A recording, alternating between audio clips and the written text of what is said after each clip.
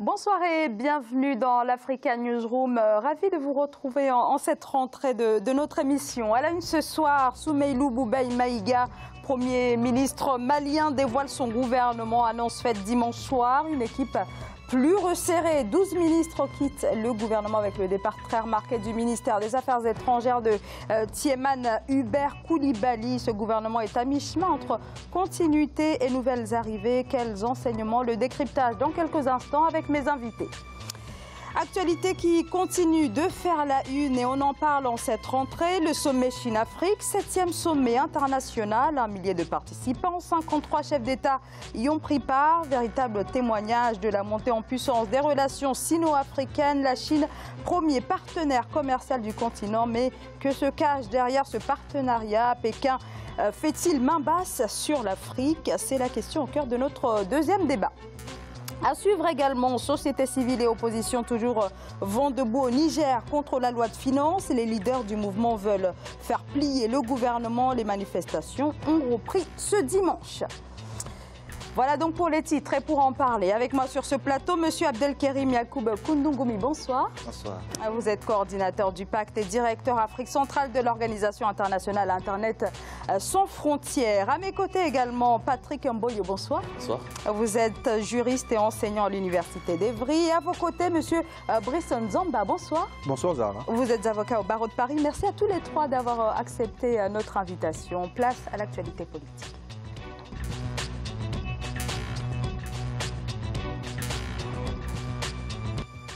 Le Mali a donc un nouveau gouvernement composé pour l'essentiel de membres de la majorité présidentielle, mais aussi de la société civile. Il s'agit du premier gouvernement du second mandat du président Ibrahim Boubacar Keïta. Alors cette équipe, 32 ministres, 11 femmes, un gouvernement entre rupture et continuité, une équipe plus resserrée que les Maliens attendent désormais sur les questions économiques et sécuritaires. On fait le point avec notre correspondant sur place, Mokhtar Bari.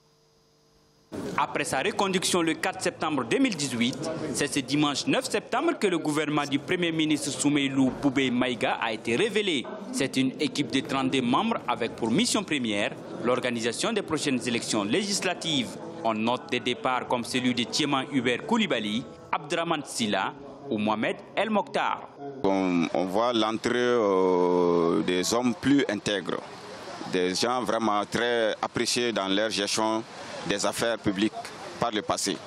Donc ça, c'est vraiment un motif de satisfaction par rapport à ce gouvernement. Bon, on attend à ce qu'ils arrivent à résoudre les problèmes prioritaires du pays, à savoir la reconquête de la paix, la baisse des prix des denrées de première nécessité.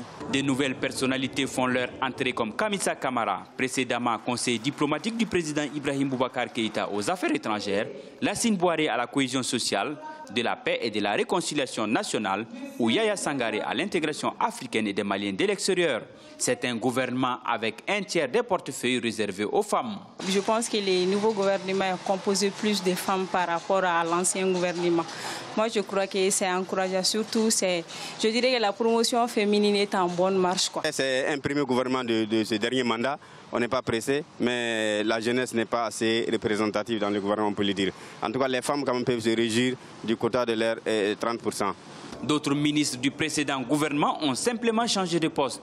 C'est le cas de Thiéman Coulibaly qui cède la défense pour la justice ou Thiemoko Sangaré qui quitte les mines pour la défense. Notons que les élections législatives sont fixées au 28 octobre 2018. Alors 32 ministres contre 36 dans l'ancien gouvernement. On retient l'arrivée de Kamisa Kamara, jeune femme de 35 ans qui est surtout connue dans le milieu des ONG. Qu'est-ce qu'on peut retenir véritablement de ce gouvernement? Quels enseignements, Brice Nzamba? Écoutez, moi, ce que je vois dans ces gouvernements, comme vient de le dire le reporter, il y a un souci à la fois de maintenir une cohésion et de maintenir les gens qui se sont battus pour que le président soit réélu, mais aussi d'envoyer des signaux avec de nouveaux visages en disant qu'il y a un souci de faire autrement, il y a un souci d'ouverture, et ce souci derrière est justifié par les élections qui pointent à l'horizon. Donc je pense que la circonstance circonstance de faire venir surtout cette dame qui a travaillé aux États-Unis dans la société civile et de 35 ans, c'est une façon aussi de dire à la jeunesse, vous avez contribué à cette élection et il y a possibilité certainement qu'il y ait des changements, mais aussi d'une certaine façon de donner des gages d'assurance aussi à la société civile, sachant que souvent dans les élections en Afrique, la société civile est souvent en avant pour la fronde, pour critiquer et pour toujours exiger une élection plus transparente. Donc je pense que le gouvernement tel qu'il est constitué aujourd'hui, moi je ne dirais pas que c'est véritablement une rupture, hein. Je dirais plus que c'est une stratégie, c'est un gouvernement de campagne, pour gagner les élections législatives. Et donc, ça participe à une stratégie globale du président Ibeka qui vient d'être réélu, d'avoir de nouveaux visages pour rassurer et dire qu'il a entendu la nécessité de renouveler la classe politique et aussi, surtout, d'ouvrir aux femmes. Ça, c'est très important. Ça, quand on sait comment est organisée et structurée la société malienne, donc faire entrer 11 femmes dans un gouvernement, je pense que ça, à mon avis, en ce qui me concerne personnellement, je dirais que c'est vraiment le vrai geste qu'on devrait saluer parce que dans cette société-là, avec le poids un peu, on sait, de l'islam sans généraliser, c'est très important, en tout cas, de donner cette place aux femmes dans ces gouvernements. Patrick Mboyo, est-ce que là, les signaux sont suffisamment forts pour calmer un petit peu les Maliens qui, on l'a vu, durant les élections, ne sont pas du tout allés, enfin, entre guillemets, ne sont pas allés voter. Moins de 34% de la population est partie voter entre les deux tours. Donc là, est-ce que ce gouvernement répond un petit peu à cela? Est-ce que le président Ibrahim Boubacar Keïta est allé suffisamment loin dans la composition de ce gouvernement? La réponse sera concrète lors du prochain scrutin, le scrutin législatif à venir. C'est là que nous pourrons dire si véritablement il y a eu une réponse aux attentes des Maliens, mais ce que moi j'observe à première vue dans ces nominations qui ont été présentées hier, c'est que le président Ibrahim Boubacar Keïta est dans une logique de continuité avec une équipe qu'il connaît déjà, qu'il maîtrise, parce que les gens qui font leur entrée au gouvernement ne sont pas des gens qui sont venus directement du cercle extérieur à l'exercice du pouvoir direct. Je parle de l'exécutif. Celle qui est présentée aujourd'hui comme la ministre des Affaires étrangères, jeune femme, et c'est très louable qu'elle puisse avoir ce poste en tant que femme à cet âge-là, à cette fonction aussi élevée, était depuis juillet conseiller diplomatique du président Ibrahim Boubacar Keïta avec rang d'ambassadeur. Et je rappelle qu'elle a été rappelée depuis plusieurs années déjà pour prêter main forte en tant que technicienne à la réformation de la diplomatie malienne, l'appareil diplomatique malien, surtout après les événements qu'on a connus suite au départ du président Amadou Toumani Touré. Donc ce n'est pas une personne étrangère, mais elle est déjà dans le sillage. Le président Ibrahim Boubacar Keïta lui fait confiance, mais je me méfie beaucoup plus de ce gouvernement plus qu'avant. Je vais m'expliquer parce que le président Boubacar Keïta, il sait qu'il a été mal élu. Très mal élu. C'est l'un des présidents maliens qui ont été...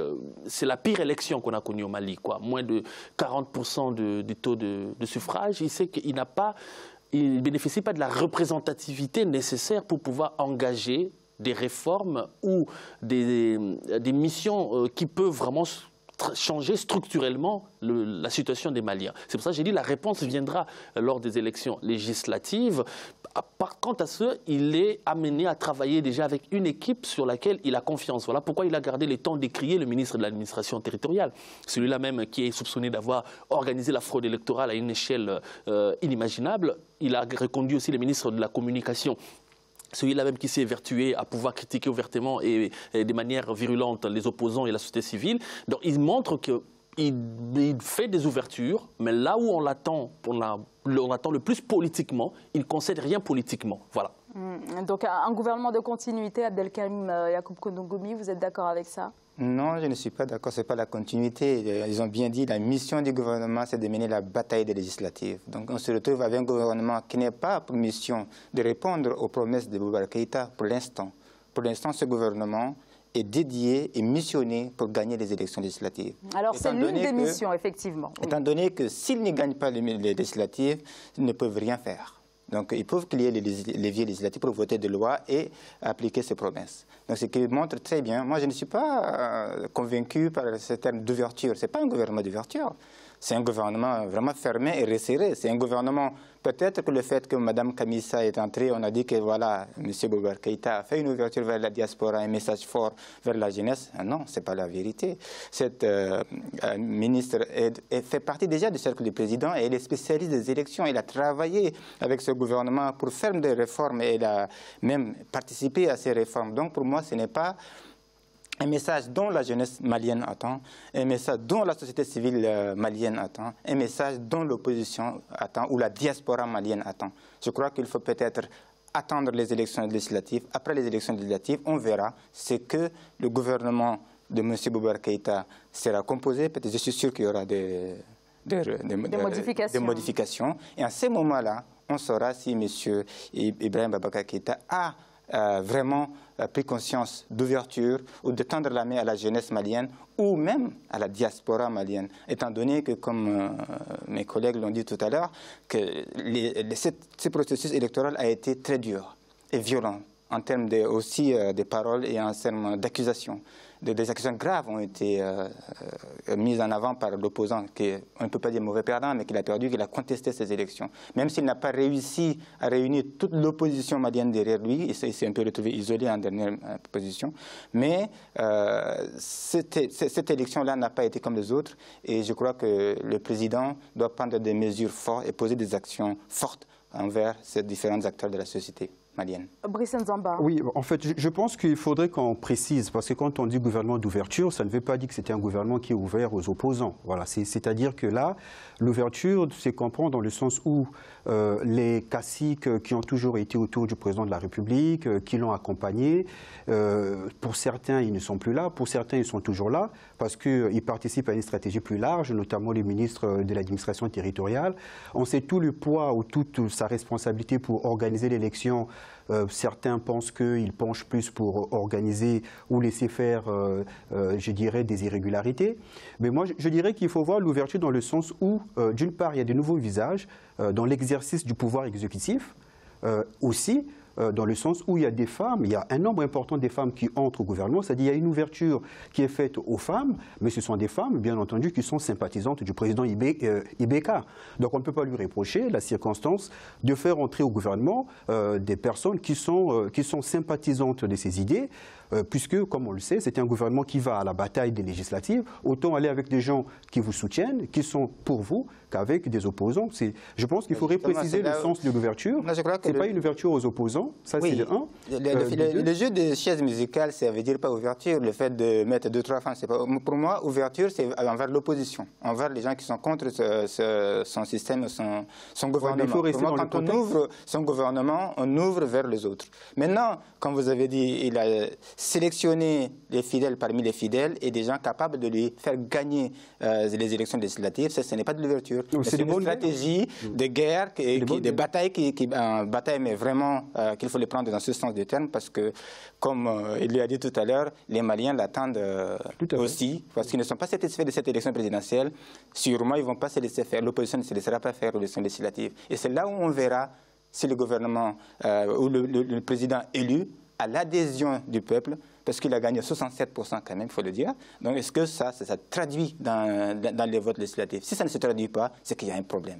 Oui, mais moi j'aimerais juste préciser une chose, c'est-à-dire que en fait, toute la polémique qu'il y a autour du ministère de l'administration territoriale vient en fait déjà de l'organisation de la loi qui pose l'organisation des élections. C'est-à-dire que ça, on va retrouver ça quasiment dans tous les pays africains où l'administration qui s'occupe de l'organisation des élections part soit du ministère de l'Intérieur qui supervise, soit du ministère, comme c'est le cas au Mali, de l'administration territoriale. Donc il y a forcément un ministre qui est là, c'est-à-dire un ministère qui s'occupe de superviser et de gérer tout cela.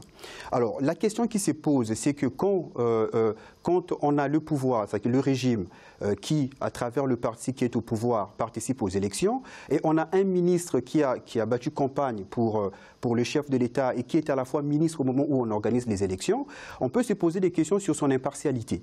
Et donc, moi, je pense qu'il faut imaginer ou inventer des systèmes ou un mécanisme institutionnel un mécanisme institutionnel qui peut permettre d'organiser des élections, mais qui aura les moyens financiers, mais une autonomie administrative, notamment dans la désignation, etc., pour que la circonstance que celui qui chapeaute toute l'organisation soit à l'exécutif ne soit pas un prétexte pour toujours dire que parce que lui, il est avec le président et qu'il est ministre, par conséquent, les résultats sont irréguliers. Patrick Boyo et ensuite Abdelkerim. Si je peux ajouter un mot par rapport à ce qui vient d'être dit. En termes d'ouverture, déjà, quand on parle d'un gouvernement, il faut savoir que le gouvernement est en place pour réaliser un programme, une vision politique précise, une vision qui a été présentée au peuple lors de l'élection, et cette vision qui est censée avoir convaincu le plus grand nombre. C'est ça par principe. Et quand on fait une ouverture, l'ouverture vient en réalité vers des personnes envers lesquelles on concède des parts non seulement du pouvoir, mais des parts de réalisation. C'est-à-dire, dans le programme initial, on s'est dit, bon, on va amender certaines choses et certains éléments qui n'ont pas, certaines idées qui n'étaient pas dans notre programme ou qui étaient bannies de notre programme vont intégrer le programme que nous allons exécuter parce que nous avons senti un réel besoin au niveau de la population de faire entrer ces programmes, ces éléments que nous contestions au départ dans notre programme politique. C'est ce que Nicolas Sarkozy avait fait en 2012 quand il a senti qu'en réalité, l'élection ne s'est pas jouée à grand-chose entre lui et Ségolène Royal. Il a fait appel à certaines personnes qui sont venues de gauche et cela l'a beaucoup servi parce que cela a permis même jusqu'à la fin, même si Sarkozy a été décrié, mais il n'a pas perdu l'élection à un grand écart face à François Hollande. Parce que dès le départ, il avait bien ratissé le terrain. Dès le départ, il avait signé le pacte de Nicolas Hulot et il avait contribué à ce que l'écologie ainsi que certaines thématiques de gauche prennent part dans son action politique. Et c'est ce qu'on attend en réalité par ouverture. Mais là, il s'agit en réalité d'une forme de cosmétique, de soins cosmétiques qu'on veut donner pour essayer de convaincre un petit peu. Mais ça ne peut pas aller plus loin parce que j'ai dit derrière, le président Ibeka, il tient d'abord à ce que lui, il puisse bien accomplir son mandat jusqu'à la fin et derrière que la population puisse lui donner une certaine renforcer sa légitimité par les élections législatives. Et je ne pense pas, quels que soient les résultats des législatives, ce gouvernement ne changera pas grand. Ça ne changera pas vraiment. Peut-être 2 ou 3 personnes vont partir après, mais ça ne changera pas beaucoup parce que ça risquerait de décrédibiliser davantage Ibrahim Boubacar Keïta pour le dire. Pourquoi vous avez nommé ces personnes 32 pour en changer une dizaine d'autres derrière, même s'il y a des avancées notables qu'il faut noter. Et par ailleurs, pour terminer, en ce qui vient d'être dit sur l'élection, il y a les politiques qui conduisent qui donnent une vision à l'État, au pays. Et il y a ceux qui servent l'État, qui sont en réalité la vie de l'État. Ce sont les agents administratifs. Un État n'existe qu'à partir du moment où on sait faire la distinction entre l'administration et la direction politique du pays. Et si on devait tout le temps... par là, je vais peut-être poser une question absurde.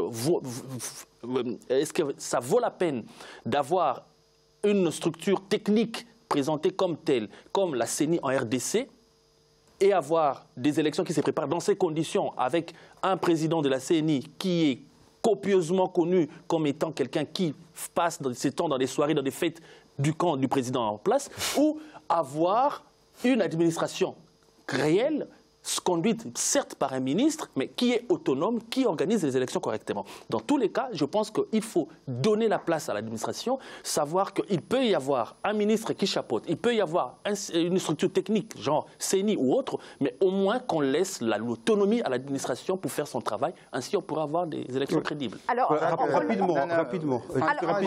Alors, Abdelkerim, en quelques secondes, et ensuite Brice, très rapidement. Moi, ça m'étonne à chaque fois qu'on prend les pays africains comme des cas à part. Si le système électoral fonctionne dans tous les autres pays du monde, eh bien, nous, on devait faire pareil pour que ça fonctionne chez nous. Pourquoi ça fonctionne ailleurs? C'est une question de confiance et de la capacité de tous les acteurs à vérifier le résultat, du début à la fin du processus électoral.